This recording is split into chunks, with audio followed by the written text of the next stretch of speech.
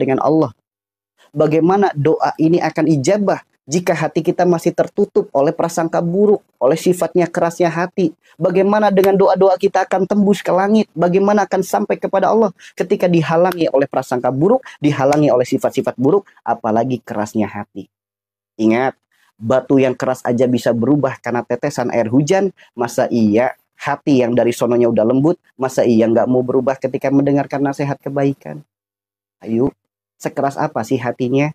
Dosa dan maksiat apa sih yang pernah dilakukan sehingga hati begitu keras? Ayo teman-teman, pelan-pelan, sedikit demi sedikit. Ingat, firman Allah, Allah tidak akan merubah suatu kaum sebelum ia merubah dirinya sendiri. Kalau kita pengen berubah kehidupan kita, rubahlah dari diri kita sendiri. Ketika mendengarkan kebaikan, jangan dibantah dengan bisikan-bisikan setan. Apa bantahnya? Ngomong mah gampang, prakteknya sulit. Teori mah gampang, ngejalaninnya sulit.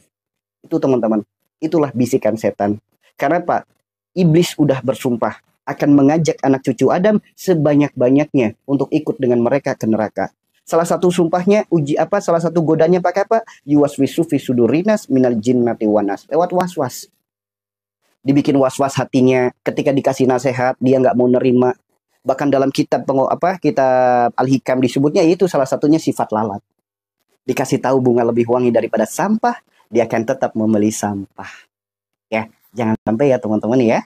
Jangan sampai ya. Hayu atuda pelan-pelan sedikit demi sedikit. Memang nggak bisa kita berubah seperti Ultraman, jebret langsung berubah. Power Rangers berubah, jebret, nggak bisa. Pelan-pelan. Pakai baju aja nggak bisa langsung dipakai, pelan-pelan. Dipakai kancingnya dulu, dan lain sebagainya. Nggak ada. Mie instan, yang jelas-jelas namanya instan aja harus dibuka dulu, harus direbus dulu, sampai mateng. Yang jelas-jelas namanya mie instan aja harus berproses. Kita pengennya instan tanpa proses. Nggak bisa, teman-teman. Nggak bisa.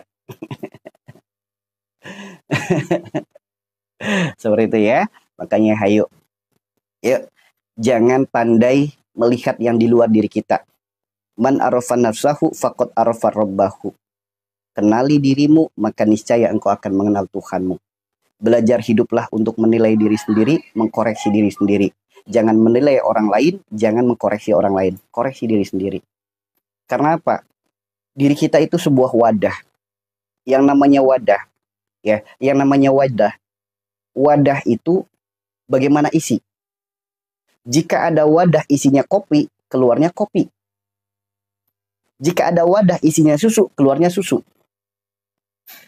Man arafa nafsahu faqad arafa rabbahu. Kenali dirimu, maka niscaya engkau akan mengenal Tuhanmu.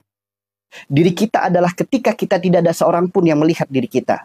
Diri kita adalah apa yang kita pikirkan, diri kita adalah apa yang kita prasangkakan, diri kita adalah apa yang kita ucapkan. Apa yang kita pikirkan, apa yang kita prasangkan, apa yang kita ucapkan, itulah diri kita. Jika kita masih bisa menilai keburukan orang lain, jika kita masih bisa melihat keburukan orang lain, karena boleh jadi di dalam hati kita juga masih ada keburukan yang sama. Jadi ketika kita ingin belajar menjadi orang yang lebih baik, jangan pandai mengkoreksi orang lain, koreksilah diri kita sendiri. Siapa yang kurang baik, kiri diri kita. Sifat siapa yang lagi buruk, diri kita. Jangan selalu menilai orang lain, nilailah diri sendiri. Karena dari 1 sampai 100, bisa nggak kita menemukan kebaikan di dalam diri? Sok, bisa nggak? Coba deh teman-teman ambil buku sama pulpen. Teman-teman tulis keburukan diri kita sendiri. Bisa nggak ditemuin? Kalau teman-teman jujur, menemukannya banyak banget. Namun kalau kita tulis kebaikan pada diri kita sendiri, kalau bisa menemukan 1 saja, hebat. Itu kalau pakai hati. Namun kalau pakai kesombongan, nggak ada keburukannya. Semua tentang kebaikan. Aku pandai sholat, aku rajin ini, aku rajin itu, aku rajin ini, aku rajin itu. Andai kan pakai hati, keburukan semua yang muncul. Itu teman-teman. Makanya hayu, inilah pentingnya man arafa nafsahu faqad arafa rabbahu. Itu teman-teman. Oke? Makanya enak teman-teman. Andai kita belajar menata hati saja, Allah akan tata kehidupan kita. Belajar menata hati saja, Allah akan tata kehidupan kita. Itu teman-teman. Karena hati adalah satu-satunya alat komunikasi kita dengan Allah. Hati adalah perantara hubungan kita dengan Allah. Nah, sekarang mah gitu aja. Pandai-pandai segala sesuatu dijadikan cermin. Kalau kita melihat ada keburukan pada orang lain, jadikan cermin. Ada nggak keburukan saya seperti itu? Tuh ya. Kalau kita mendengarkan sesuatu yang tidak baik, cermin juga. Ada nggak keburukan kita yang seperti itu? Ya. Jadi sekarang apapun tuh belajar jadi cermin. Supaya lahirnya introspeksi diri, bukan keakuan diri. Karena semakin tinggi keakuannya, sepintar-pintarnya iblis, sealim-alimnya iblis, setinggi-tingginya derajat iblis, sirna ketika keakuannya tinggi. Lah kalau kita alim belum, soleh belum, udah keakuannya tinggi. Gimana nggak hancur hidup kita? Udah dicontohkan sama iblis. Paling alim, paling tinggi ilmunya, paling soleh saat itu. Namun ketika sudah muncul keakuan yang tinggi, merasa lebih baik dari yang lain, sok. Kunci mobil di tas. Ya, seperti itu ya teman-teman ya. Seperti itu. Dah, sekarang mah apa-apa jadiin cermin aja dah. Belajar jadi cermin. Enak loh teman-teman kalau belajar jadi cermin. Akan melahirkan hikmah. Tahu hikmah? Bijaksana. Alhamdulillah. Semoga berkah selalu untuk semuanya. Semoga berkah selalu untuk semuanya. Bagikan ke saudaranya, ke keluarganya, kerabatnya, grup keluarga. Mungkin pengen gitu nasehatin seseorang. Namun sungkan kalau dinasehatkan sendiri. Mudah-mudahan lewat perantara room ini menjadi jalan hidayah untuk mendapatkan sembuh yang berkah. Maka bagi yang belum mengikuti silakan diikuti dulu. Yang merasa bermanfaat bagikan. Ya, karena kita tidak pernah tahu kebaikan mana yang akan menolong kita, kebaikan mana yang akan menyelamatkan kita. Boleh jadi hanya sebatas membagikan satu kali, menjadikan jalan hidayah bagi yang lain, boleh jadi dari kebaikan itulah jalan penyelamat kita, jalan penolong kita. Maka mari sama-sama kita berlomba-lomba dalam kebaikan, bukan saling merasa diri kita sudah baik.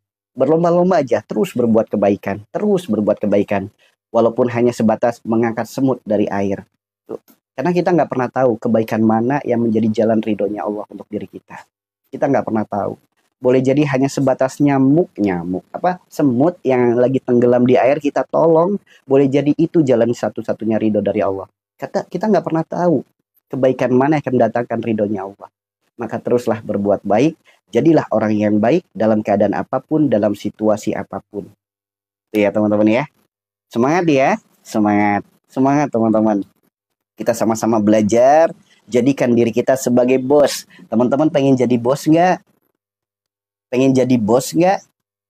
Yuk kita belajar jadi bos. Apa itu bos? Bekas orang sakit, bekas orang sulit, bekas orang sedih, bekas orang susah, bekas orang stres, bekas orang sinting, bekas orang, pokoknya gitu-gitu dah. Yuk kita belajar jadi bos.